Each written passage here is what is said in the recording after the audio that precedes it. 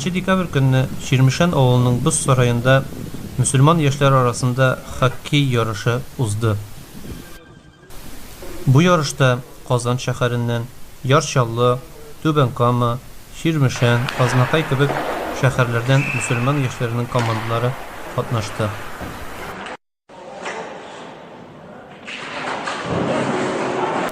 Аллаһыга шөкер, уеннар бик матур гына рәвештә узды. Иртәнге 9-да башланып китсә, кичке 7-дә уеннар тәмамланды.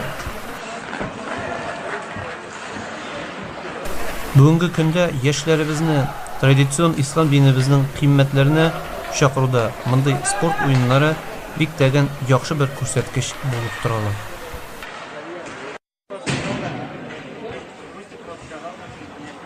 Elhamdülillah, Allah'ta rahmeti bilen şunda oynarga nasip kılındı. Özüm bozga 3-nji tapkır aşagam, ama lakin bik şatmanda bolubuzga elhamdülillah mına şulay turib, şunday turnirda köбрәк булып, birgalikdə һәм татулыкта oynarga кирәк. Уенчыларның күбесе мөселманнар буларак үзләренең намаз шикелле ялаларын калдырмадылар, вакытларында укыдылар.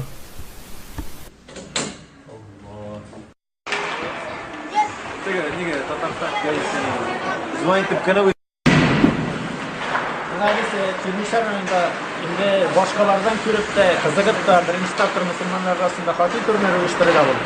Uyuşturu kaysı bir çetirkin meseleler kilip çıktı şuraya buluna da karamastan. Urtak fikirge kileldik. Şimdi oyunlarımız maturuna varat. Шуннан да уеннар бик матур рәвештә узды. Мөселман егетләре бик сыйфатлы хоккейны күрсәттеләр. Килгән кунаклар бик тәгән риза калдылар.